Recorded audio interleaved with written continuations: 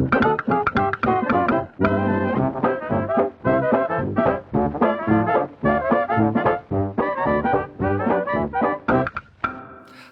and welcome to my channel. I'm Lisa and it's lovely to have you here. Today I'm going to chat with you about upcoming plans. I was going to be showing you some sewing, but this is an extra one that I'm dipping into doing this week because I wanted to marry it up with something I talked about in the blog on Instagram, and I do Bobo in the Blog chats on Instagram. So the news is something that I have sort of briefly talked about, but I haven't actually launched out there to say this is the day I am actually doing it. I announced in the blog that I will be launching my Patreon on the 1st of June, and it will be called Bobo Buns Sewing Club. In real life land, I started up Bobo Buns Sewing School last September after teaching dressmaking for many years as a freelancer. And during lockdown, I ended up teaching on Zoom. All channels of earning money had gone and I had a little bit of a freak out. Seems you don't need quite as much money when you can't go to the hairdressers and go anywhere and do things. So yeah, funds are managed a little bit more. But I was teaching lovely people all around the world, a couple of which still book appointments with me, every now and again to have a Zoom lesson. So I can reach them, in America and Switzerland, and it's just wonderful because obviously we can't all be in the same place, and I'd love to be wherever people are. I've had people on Instagram and on here say to me, I would love to be able to come to your classes because I teach a range of classes from beginners, fitting skills, advanced techniques, sewing clubs where you can work on whatever you want, which people will be mending things, repurposing things, pattern drafting, pattern hacking, just straightforward sewing, every kind of garment you can imagine. So they're very free form. I really love those because I turn up and when people are starting new projects, I don't know what we'll be doing, and you just have to dig in and then you support that sewing. And then I teach specialised workshops in how to make patterns from your clothes, so with jersey, fitting techniques. I've brought a new one out that I will be doing drafting a bodice block. Next month I'm teaching people how to do all the couture finishes. It's like bound buttonholes, Hong Kong seams, French seams, just all sorts of things. So it's really exciting. I can bring all of that to people who can come to where I am. But I wanted to be able to share my passion, my enthusiasm, my creativity with everybody that wants to sign up on my Patreon. Fingers crossed people do want to sign up, but do you know what? If you don't, then at least I'll have tried. I know that I really, really want to do this. I've been thinking about this for a long time, and every time I thought about launching Patreon, it didn't seem quite the right time. Now is the right time. My daughter Millie said, just make a date, Mum, and then you know what you're working towards rather than just talking about it. And I'd rather do it, see how it goes. It could be a real success, which would be absolutely brilliant because I'd love to be able to enjoy and continue doing it and for you to really enjoy it. But if it doesn't, well, I tried. And I'd rather try something than end up a very, very old lady and say, I wish I'd had a go at that. I wish I'd done this, but I didn't. Don't want a life of regret. So yes, it's really exciting to know that I can be sharing what I love and I'm passionate about, and my skills and my knowledge and my tips with you further afield. I thought it'd be quite good for you, in case I haven't said this here and you don't want to watch all the other old videos. I am a trained FE lecturer, so that's further education lecturer, and I lectured in English literature, and my degree is literature and art history. I was applying for fashion and textiles degrees after I studied textiles at Art College. Didn't get on the degree I wanted, so I had a year out, which became 2. And in the end I moved to London and I worked for the Metropolitan Police for a while, and then applied for degrees, and I thought actually I want to do an English degree. But I was sewing all through this time from the age of being a small child, when I was sewing clothes for my dolls and making toys. I've always been being creative. 16, I got on the sewing machine for the first time, was making up the fabrics that I printed, and I've just sewed all the way through whatever I was doing. I went and did my English degree, and when I graduated I worked in fine art and antiques PR in London. We'd go to various private views and whatever, and representing really interesting people. So I did that for a short time, and then I went into advertising, and I realised neither of those were me, so I went to do my postgrad so I could become a lecturer. And I did that until I got pregnant with my first daughter, and then we moved. We were living in Brighton at the time, working in London, and we moved to Norfolk, and then I had my other daughter, and I was a full-time mum for a few years. And my second daughter was born when Rosie, my first daughter, was 9. She wasn't born when she was 9 months old. That would be impossible, wouldn't it? I can't even do the maths, but I know that would be impossible. Rosie was 9 months old when I was pregnant with Millie. And then I got 2 very small children, a baby and a toddler. So I started making vintage inspired accessories, which I sold at markets and online, which evolved into me setting up creative markets with very much of a vintage feel. They were twice yearly markets that lots of other creatives sold through, so they were great fun. I ran them for about 4 years till my dad died, and the last one was just before his funeral, so I just ran out of steam with it all. So I went in a new direction. And then when I was made redundant from my final teaching job, I was working in a very specialised field then with teenagers with behavioural and learning difficulties. I'd moved away from the academic field when I returned to teaching. All the funding went, so I was made redundant, and I decided I wanted to sew for a living. I knew I didn't want to take commissions on. I did a few commissions, I took on alterations, and I really begrudged giving my time over to projects I wasn't interested in, and sewing for others. It wasn't for me. I wanted to enjoy my sewing, not think, ugh. But I absolutely love teaching other people to sew and giving them skills. I don't begrudge any of that. It just fills me with so much joy and pleasure to see other people getting excited and their skills growing and them making things they want to be making. So I love sharing that. So I thought, right, I'm going to focus on learning all the skills I can because I'm self-taught. And it used to worry that would hold me back. Worried about that a few years ago, but I thought, you know what, Gertie, she's self-taught and look where she is now. I don't want to get to that big, and I know I never will get to that big. I'm not, I don't have that kind of business acumen, but I'm just meaning we've both come from the same place, and passion and the ability to learn and just, I think, natural skill carry you through. And so I used my time to learn fitting properly and how you adapt patterns, to learn tailoring techniques. I made every garment I could think of. I really pushed myself to the nth degree. And when that time had passed, I was approached by a couple of people to freelance for their businesses teaching dressmaking, and that's how I started. And obviously at first you're a little bit nervous because it's a whole new subject. I thought, well, I can teach now. I know to put lessons together and how to make sure the aims and objectives and the learning outcomes, are there.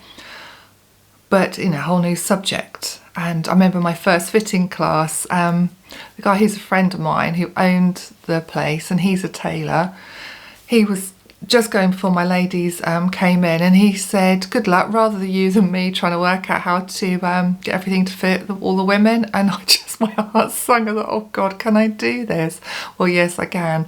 I have helped hundreds of women now adapt patterns to fit every kind of body shape and height you can imagine, all to great success. So yeah, but it's good to remember back when you were a bit, oh my goodness, I'm not cocky, there's no point being cocky.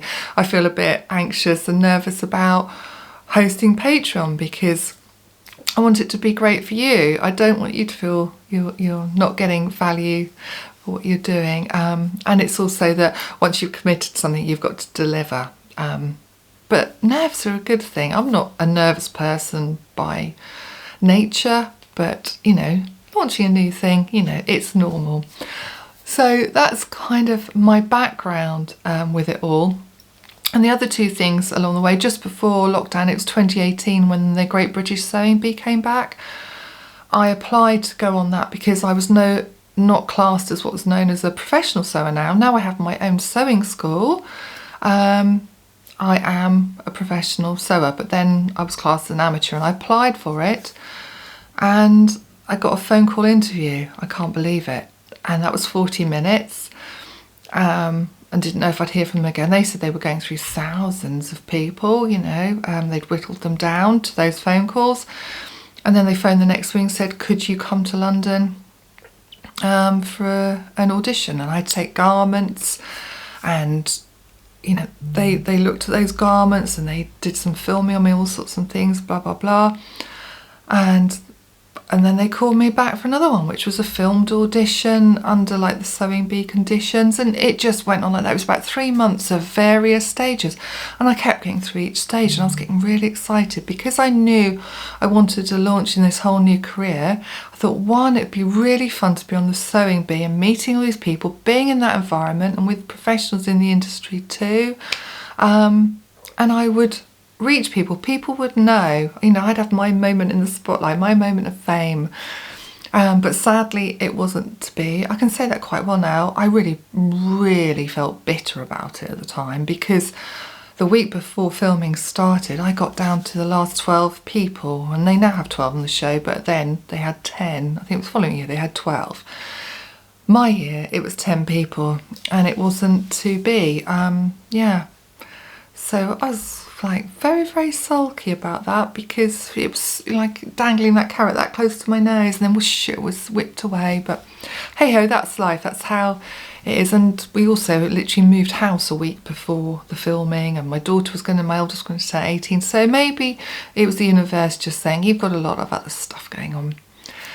But not to worry. I entered Sewing Magazine's Dressmaker of the Year competition and I won Vintage Dressmaker of the Year and various prizes in that, so that made me feel a bit better. I just needed kind of confirmation that I was good enough, really. I don't need that now, you know, but back then, just to know that I was starting on the right path. So I think I've given you enough about me to trust whose hands you're in.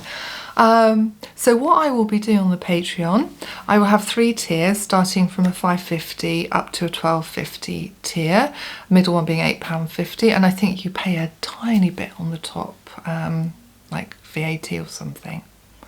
Trying to work out all the figures and blah blah blah, and they take a percentage off me before I get the money, and you know, so goodness knows what you end up with. So you pick your tier and I will be offering different things. So all 3 tiers will have a project and my chat, and you know, and they will have like a sewing tutorial and like helpful tips and whatever. And then the other tiers, depending on which of the ones you go on, will have like sneak peeks, behind the scenes. You will have a bonus project in the top tier, access to polls if I need you to vote on something, to make a choice on what you'd like to be working on. Maybe in the future we'll have live streams. At the minute, I mean, it'd be lovely to engage with you live, but at the minute I can't work out how to do it. So, you know, I've heard chat of Discord channels where you can have a community, and I do want a community. I mean, I'm calling it Boba Bun Sewing Club. I want that club. But the aesthetic, the feel I want for it, I mean, I've been showing you the vintage magazines that I've been buying lately. I've been showing them on Instagram, definitely, and I've always been collecting them. And I remember back to being a child, my absolute joy at getting my comic, whether it be Twinkle or Bunty, moving into Tammy and Misty, reading my cousins' Jackie magazines, you know, which were the more grown-up girls' versions. So I've always really loved those, and you'd get, you know, creative projects. I think even when we go up to like Country Living magazine, I don't buy magazines anymore other than vintage, but they would always have some sort of creative project in there, articles in there, say getting to know a maker, lovely visual imagery, books you could read, films you could watch. I want you to have that feel in my Patreon, that it's like a magazine opening up with things scattered throughout the month that you get a lot of joy at receiving. There will be sewing, vintage inspired accessories, vintage inspired sewing, but all of these projects are things that you can turn to give a more contemporary twist. I'm coming from the vintage inspired angle, but it doesn't mean that's the only way these things can be created and used and worn. I will be covering fitting skills very early on. I want to take you on a similar learning journey to the one I had, because I think it's really important to learn fitting skills early on. Some of them may be skills that you already know, but somebody giving their interpretation of it, we always gain some more. I'm always learning. I know I'll be laying on my deathbed and there'll be things that I still have thought, oh, I didn't learn how to do that. There's just so much more to learn. Well, I'm just looking at my notes here. I want to make sure I'll be pattern hacking, a bit of pattern drafting. I know all the projects. I've got projects definitively laid out till December for you, but I've got about 2.5 years projects because I just keep putting them down. That's why I'm not sharing the ideas on YouTube or Instagram, because I'm either making the things or working them out and going, oh gosh, I can't wait to show that, and that works really well for others to enjoy. So there's all of those things there. I've told you vintage inspired accessories, and I also want to do something that's really fired me up for a long time, and things that I do work on for myself is recreating the look from period dramas, from dramas linked in with literature. So I'm often like reading a book, then I'll watch the dramatic interpretation of it and how the clothes and the costume designers designed those clothes to symbolise themes in that book, themes about the character.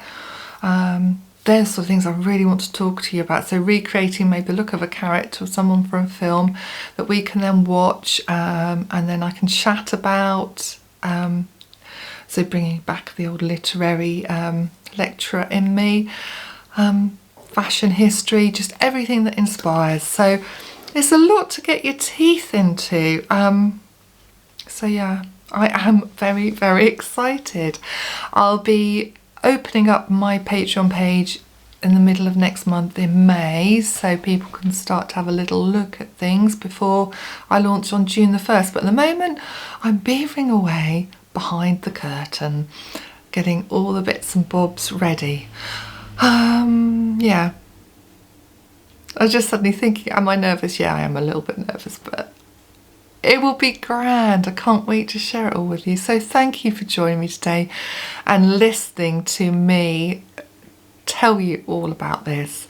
There really will be a sewing project next week. There's so much to show you and tell you more about this. The society dress that I whipped up on Monday and I'm absolutely loving, from Gertie's Patreon, with one of my brooches on here. I put a reel on Instagram me wearing this. It is a fabulous dress if you're thinking of making it. So until next time, please like, comment or subscribe. Let people know about me. More the merrier. It's lovely having you here. Until next time, goodbye.